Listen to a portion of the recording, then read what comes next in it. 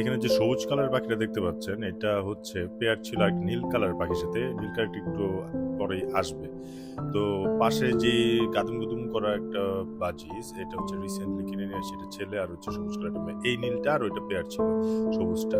তো এর আগে আমার খাঁচায় আরো অনেকগুলো মেয়ে পাখি ছিল, কারণ একটা রাউন্ড আমি হচ্ছে ব্রিডিং করাইছিলাম, তো তখন অনেকগুলো মেয়ে পাখি আসছিল। তো তখন এই ছেলে নীল পাখিটা এক এক দিন এক একজনের সাথে যে দুষ্টামি ফাইজলামি করছে আর কি, প্রেম ভালোবাসার যাকে বলে। তখন মেয়ে পাখিটা খুবই অসহায়ের মতো ঘুরে ফিরে বেড়াচ্ছে, তাকায় তাকায় দেখছে।